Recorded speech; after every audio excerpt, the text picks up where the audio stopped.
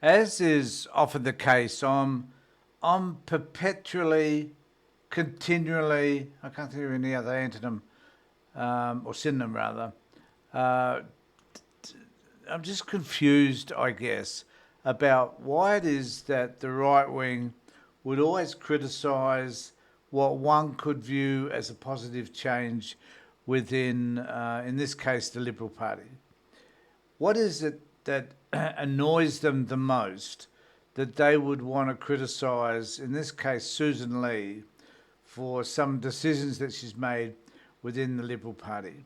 And not just criticise her, but shred her to bits, to do whatever they can to destroy her.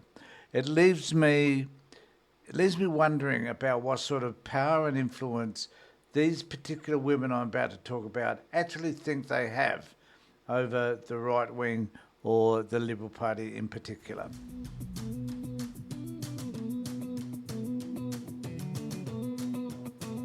So the issue here is that both Peter Kredin and Sherry Marxon have been extremely critical over the last week of Sussan Ley. Now, I'm not a great fan, don't like her much at all, but I can at least appreciate that she's the first woman leader of the Liberal Party ever, and as a result of that, kind of needs to get some support.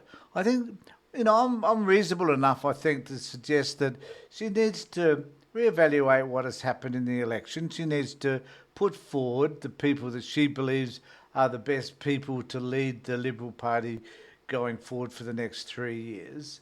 And I reckon, no matter who it is, offering support to her to see what happens is probably a wise thing to do. But there are certain people on Sky News who believe that they actually control the Liberal Party and that their views are far more important than anyone else's, and that if anybody contradicts their views or is different to them, then they must be shredded. And one has to ask if this is the problem with right-wing politics here in Australia, is that they are continually endeavouring to destroy each other. And I don't understand. And if I saw it happening on the left, I'd be just as critical, because it doesn't help any party to be ripping themselves apart from inside. It's counterproductive. It's not going to present them with any advantage whatsoever. The public will see it for what it is, which is just a bunch of power-hungry individuals. And the sad thing is, this is about women against women. Now, the Labor Party streaks ahead in terms of the number of women candidates, the number of women elected, number of women in the cabinet is a record number for Labor. So the Labor Party's kind of got this sorted at this moment. And the Liberal Party are falling further and further behind. And so why then do you criticise your first woman leader? I don't understand it. It just doesn't make any sense. So here we have Kredin and Sherry Marxon both doing a hatchet job on Sussan Ley. And I just think it befuddles me. All right, plenty to get through. Joining me now, journalist at the Daily Telegraph, James Willis, and media commentator Carolee Katzenbarnos. Welcome to you both. Assessments today of the New Look Opposition Shadow Ministry coming thick and fast. Much of it surrounds the fact that there are now fewer women on the opposition frontbench, certainly in shadow cabinet, with a particular emphasis on well-performing Conservative women being demoted or dumped altogether. This point today was put to Sussan Ley. Look, I don't want to reflect on individuals and individual appointments, except to say everyone remains important, and the women that you've mentioned are talented and will continue to contribute incredibly well. 40% of the new shadow ministry that I announced is women. Of course, Pete, I want to see more women come into our party, and I was able to announce women who are younger in terms of their political career, and I know that they're going to do very well too. Now, Carolee, Sarah Henderson issued a statement yesterday. She said she was disappointed. I spoke here last night to Jacinta Nampijinpa-Price. She was disappointed. She's been demoted.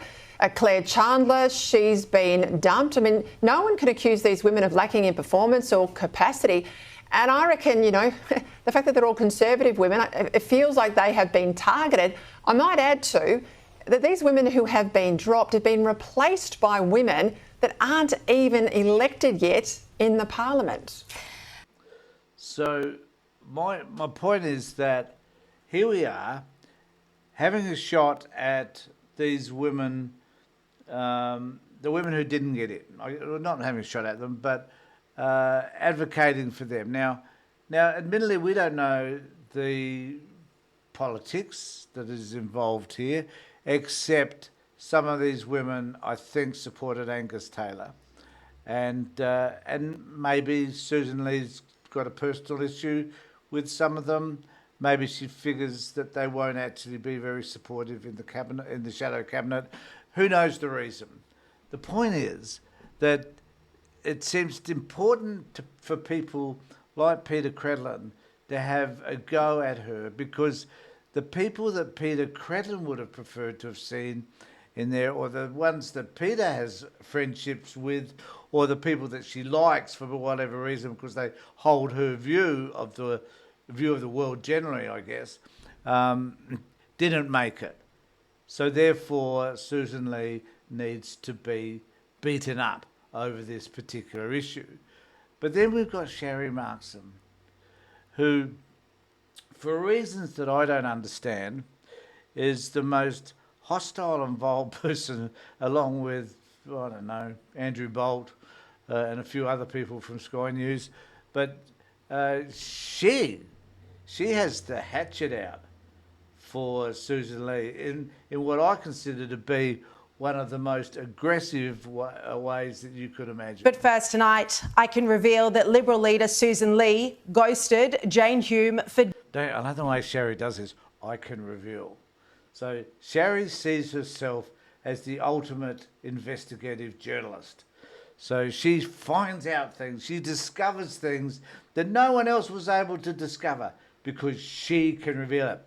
Now, the interesting thing about her revealing is that she doesn't tell you who the source is. So as far as we know, this could be just made up bullshit from Sherry. And my guess is it possibly is. But, you know, we're not going to identify the source because the source either doesn't want to be identified or there is no real source at all. Days, ignoring her texts and phone calls before finally telling her she'd been dumped just 90 minutes before announcing her shadow cabinet. Sources close to Senator Hume told me that multiple texts and phone calls to Sussan Ley went unanswered, this for several days, while Ley was formulating her frontbench team. Sussan then finally rang Jane Hume and told her there was no role for her. This was an hour and a half before she fronted the press. The source told me it was completely ruthless. We've gone from people talking about... Who knows who this source is? How realistic is it for us to have confirmation of whatever the voice says, the source says, if we can't identify who it could be? Anybody. It could be, you know, it could be the cleaner. You know, we don't know yet. However, this is, according to Sherry, this is great journalism. Sussan facing a glass cliff to now watching her pull up the ladder behind her to ensure no woman can follow in her footsteps. Either Sussan thinks a woman's place isn't in the cabinet or she doesn't like dealing with strong women. Pretty cutting comments there. Now, Jane Hume... Yeah, we don't know who they're from, but they are cutting comments. She probably wrote them herself. She probably had this conversation with herself, and this is what she came up with as a result of speaking to herself. Hume isn't the only senior coalition figure who was given the cold shoulder. Sussan Ley also did not respond to an approach from Senator Claire Chandler, who sent a text message saying that she'd like to continue serving in a senior position in the shadow cabinet. there was no reply. Today, Sussan Ley doubled down on her decision to dump or demote 4 of the most senior coalition women. And when asked about this today, she said she was promoting women who were younger in terms of political experience. Have a look at that strange remark.